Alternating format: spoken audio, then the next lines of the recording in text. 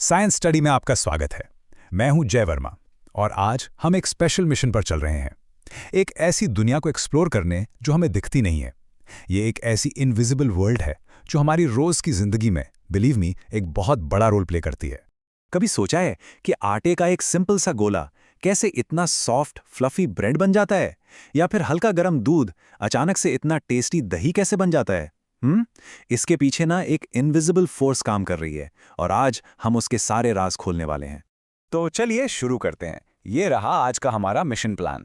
हम पहले invisible world का जादू देखेंगे, फिर मिलेंगे अपने माइक्रोस्कोपिक सुपर हीरोज से।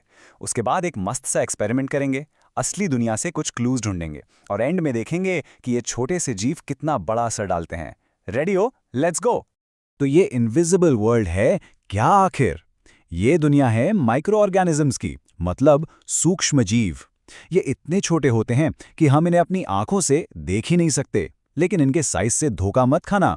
ये हर जगह हैं, हवा में, पानी में, मिट्टी में, यहाँ तक कि हमारे अंदर भी। बिल्कुल सीक्रेट एजेंट्स की तरह चुपचाप अपना काम करते रहते हैं। अब देखो, जब भी हम माइक्रो ऑर्गेनिजम्स का नाम सुनते हैं ना, तो दिमाग में सीधा जर्म्स या बीमारियां आती हैं। और हाँ, आते हैं, कुछ हार्मफुल होते भी हैं, लेकिन ज्यादातर एक्चुअली हमारे दोस्त हैं। वो इस इनविजिबल वर्ल्ड के असली हीरोज हैं और आज का हमारा मिशन उन्हीं से मिलना है। तो चलो मिलते हैं अपनी टीम से। सबसे पहले हैं डीकंपोजर्स, यानी नेचर की सफाई करने वाली टीम। फिर आते हैं नाइट्रोजन फिक्सर्स, जो मिट्टी को सुपर फर्टाइल बना देते हैं। इनके अलावा है यीस्ट, जो बेकर्स का सबसे अच्छा दोस्त है। और आखिर में लैक्टोबैसिलस, दही बनाने का एक्सपर्ट। चलो एक एक करके इनके सुपर पावर्स को देखते हैं।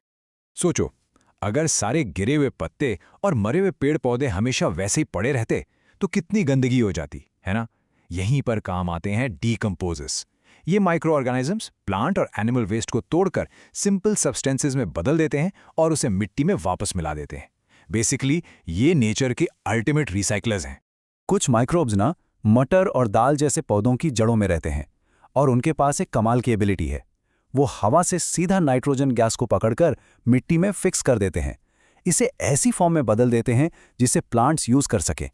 इस प्रोसेस से मिट्टी बहुत ही ज्यादा उपजाऊ यानी फर्टाइल हो जाती है और पौधे मजबूत बनते हैं। ये तो जैसे छोटी छोटी नेचुरल फर्टिलाइजर फैक्ट्रीज हैं। ब्रेड, केक, इडली, डोसा, इन सब में क्या चीज कॉमन है?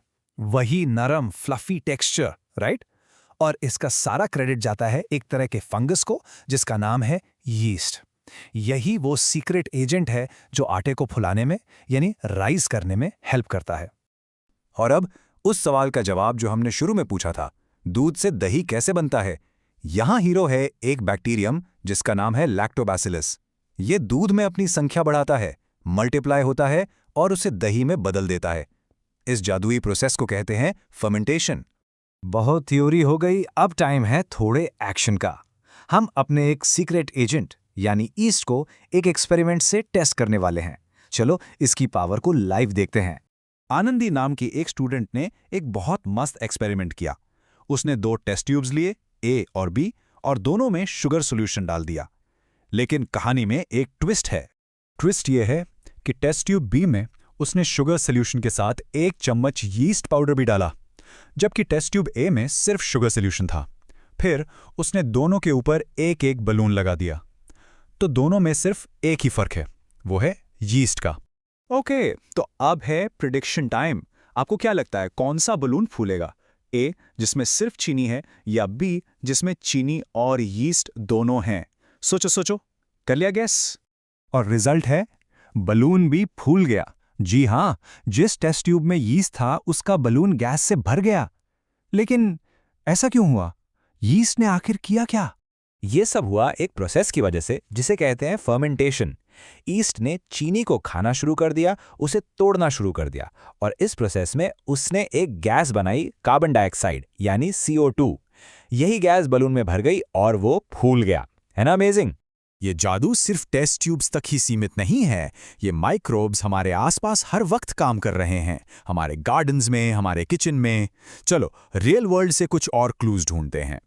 फॉर एग्जाम्पल, स्नेहल नाम की एक स्टूडेंट ने 2 गड्ढे खोदे कंपोस्ट के लिए।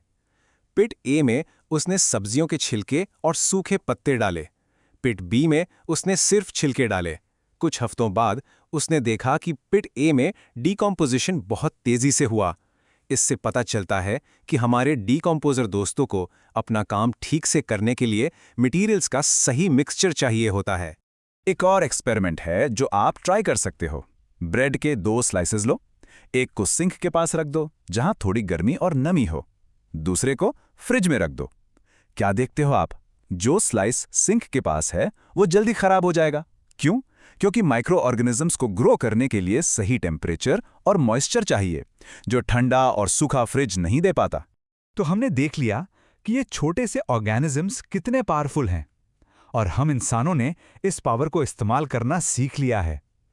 चलिए देखते हैं कि हम माइक्रो पावर को कैसे एक बड़े इंडस्ट्रियल स्केल पर यूज कर रहे हैं। एक बहुत बड़ा एग्जाम्पल है बायोगैस प्रोडक्शन। इंडिया में बायोगैस प्लांट्स यूज करने की एक लंबी हिस्ट्री रही है, जहां माइक्रोब्स ऑर्गेनिक वेस्ट को फ्यूल में बदलने में मदद करते हैं। इसके अलावा फर्मेंटेड फूड्स जैसे कि सोयाबीन या बैम्बू शूट्स सदियों से इंडिया के कई हिस्सों में ट्रेडिशनल डाइट का पार्ट रहे हैं। ये सब माइक्रोब्स की ही देन है। तो आप देख रहे हैं ना, ये सिर्फ साइंस की टेक्स्ट बुक का एक चैप्टर नहीं है।